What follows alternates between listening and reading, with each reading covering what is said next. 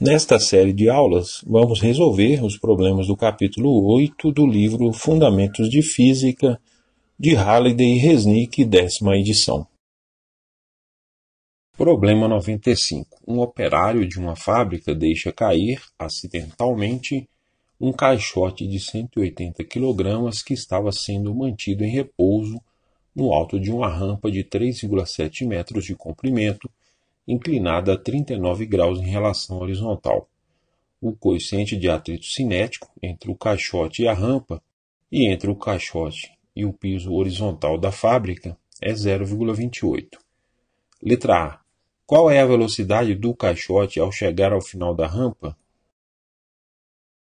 Como em todo o problema envolvendo rampas ou planos inclinados, o mais conveniente é considerar o eixo x paralelo à rampa e o eixo y perpendicular a ela, com os sentidos positivos indicados pelas setas.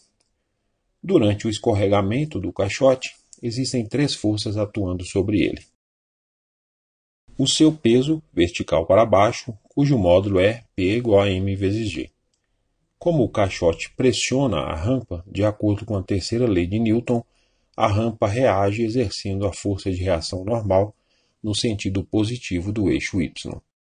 Também atua a força de atrito cinético paralela à rampa e no sentido contrário ao do deslocamento.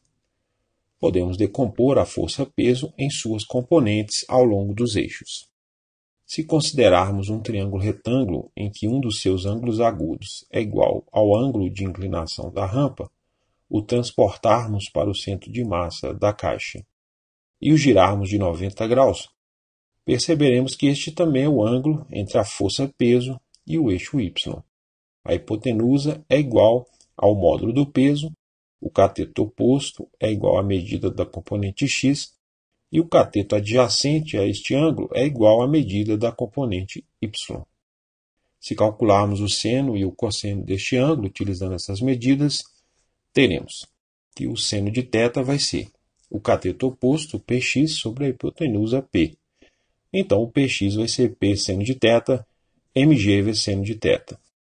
O cosseno de θ vai ser o cateto adjacente, py, sobre p, que é a hipotenusa. Então, o py vai ser p cosseno de θ, mg cosseno de θ. Na posição inicial, o caixote estará a uma altura h do solo e ele percorre uma distância DAB igual a 3,7 metros. Se calcularmos o seno do ângulo de inclinação da rampa utilizando essas medidas, teremos que o seno de θ vai ser h sobre DAB. Então, o h vai ser DAB vezes seno de θ. Como durante o escorregamento o caixote não se movimenta na direção y, de acordo com a primeira lei de Newton, a soma das forças nessa direção deve ser nula. Então, Fn menos Py tem que ser igual a zero. Então, Fn menos mg cosseno de θ tem que ser igual a zero. Então, a força normal vai ser mg vezes cosseno de θ. O módulo da força de atrito cinético é proporcional ao módulo da força normal.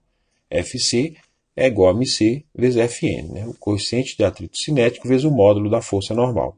Então, mc vezes mg cosseno de θ. Como a força de atrito é constante, o trabalho dessa força pode ser determinado calculando o produto escalar entre os vetores força e deslocamento. O trabalho é F escalar com D, módulo de F vezes o módulo de D, vezes o cosseno de θ, nesse caso esse θ é o ângulo entre os vetores. Como a força de atrito tem sentido contrário ao do deslocamento, o ângulo entre esses vetores é de 180 graus.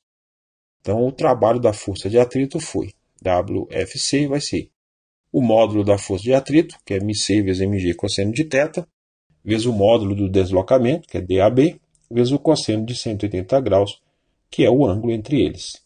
Como o cosseno de 180 graus é igual a menos 1, WFC vai ser menos mc vezes mg cosseno de θ vezes DAB.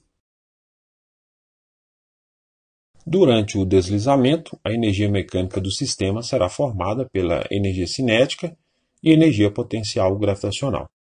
A energia cinética depende da massa e da velocidade do caixote e é calculada utilizando a equação K é igual a 1 sobre 2 mv ao quadrado. A energia potencial gravitacional depende da massa e da posição vertical do caixote em relação ao ponto de referência que definimos como energia potencial gravitacional nula. O G é igual a mgy. Nesse caso, vamos considerar a energia potencial gravitacional nula no solo e todos os deslocamentos verticais serão medidos a partir deste ponto. Como o caixote parte do repouso, ele é deixado cair, a energia mecânica do sistema na posição inicial A é igual à energia potencial gravitacional. MA é igual a mgh. Então é mg vezes DAB vezes seno de θ, que é o valor de H. Quando o caixote chegar ao solo, a energia mecânica será igual à sua energia cinética. MB vai ser 1/2 mvb ao quadrado. Como existe força de atrito atuando sobre o caixote e esta força é dissipativa, a energia mecânica do sistema não se conserva. A variação da energia mecânica foi ΔM vai ser o MB menos o MA. Então é 1/2 mvb ao quadrado menos m vezes g vezes DAB vezes seno de θ. O trabalho da força de atrito transforma parte da energia mecânica do sistema em energia térmica. Então, a variação da energia mecânica do sistema deve ser igual ao trabalho dessa força. Então, ΔM tem que ser igual a WFC. Então, 1/2 vezes m vezes VB ao quadrado menos mgd DAB seno de θ tem que ser igual a menos μc vezes m vezes g cosseno de θ vezes DAB. Como temos m em todos os termos, a gente pode simplificar. E se a gente multiplicar toda a expressão por 2, todos os coeficientes ficarão inteiros. Então, fazendo isso, fica VB ao quadrado. Se eu passar o menos GDAB vezes seno de θ para a direita, vai ficar GDAB seno de θ. Multiplicando por 2, fica 2 GDAB vezes seno de θ, menos 2 μc vezes g cosseno de θ vezes DAB. Agora a expressão da direita tem 2g DAB em comum nas duas parcelas, que a gente pode colocar em evidência. Então, VB ao quadrado vai ser 2g vezes DAB vezes seno de θ menos μc cosseno de θ. Extraindo a raiz quadrada dos dois lados, o VB vai ser a raiz quadrada de 2g vezes DAB vezes seno de θ menos μc cosseno de θ. Substituindo pelas medidas, fica a raiz quadrada de 2 vezes 9,8, que é o g, vezes 3,7, que é o DAB, vezes o seno de 39 graus, que é o ângulo, menos 0,28, que é o μc, vezes o cosseno de 39 graus. Efetuando esses cálculos aí dá 5,46 metros por segundo. Escrevendo o resultado com dois algarismos significativos, que é a precisão das medidas utilizadas, fica o VB vai ser 5,5 metros por segundo. Letra B. Que distância adicional o caixote percorre no piso? Suponha que a energia cinética do caixote não se altera com a passagem da rampa para o piso. Como o VB é maior do que zero, o caixote chega ao solo com energia cinética diferente de zero, maior que zero. Então ele continua em movimento até parar, quando toda essa energia se transformar em energia térmica. Durante este deslocamento, as mesmas três forças mencionadas anteriormente atuam sobre o caixote. Agora, como ele não se movimenta verticalmente, a força de reação normal do solo equilibra a força-peso. Então, o módulo de Fn é igual ao módulo de P. Então, o módulo de Fn é igual a m vezes g. O módulo da força de atrito cinético é Fc vai ser o μc vezes Fn. Então, é μc vezes mg. Como a força-peso e a força normal são perpendiculares ao deslocamento, essas forças não realizam trabalho sobre o caixote, somente a força de atrito realiza trabalho sobre ele. Podemos determinar o valor desse trabalho calculando o produto escalar entre a força e o deslocamento. Observe que o ângulo entre a força de atrito e o deslocamento é igual a 180 graus, já que tem sentido contrário ao deslocamento. O trabalho da força de atrito foi, WFC vai ser o módulo da força de atrito, μc vezes mg, vezes o módulo do deslocamento, dBc, vezes o cosseno de 180 graus. Como o cosseno de 180 graus é menos 1, fica menos μc vezes mg vezes dBc. O trabalho da força de atrito deve ser igual à variação da energia cinética do caixote até ele parar. WFC tem que ser igual a ΔK.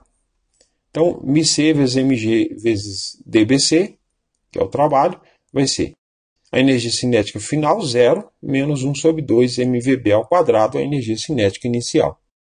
Como temos m nas duas expressões, a gente pode simplificar, e resolvendo essa expressão para dBc, fica que dBc vai ser vb ao quadrado sobre 2mc vezes g. Substituindo pelas medidas, dá 5,46 ao quadrado, que é o vb ao quadrado, dividido por 2 vezes o μc, que é 0,28, vezes o g, que é 9,8. Efetuando esses cálculos aí, dá 5,43 metros. Escrevendo o resultado com dois algarismos significativos, ele se torna o dBc, vai ser 5,4 metros. Letra C. As respostas dos itens A e B aumentam, diminuem ou permanecem as mesmas se a massa do caixote é reduzida à metade? Observando as expressões que deduzimos em A e em B, vamos ver que os valores da velocidade VB e do deslocamento dBc não dependem da massa do caixote. Então, se a massa fosse reduzida à metade, as respostas permanecem as mesmas.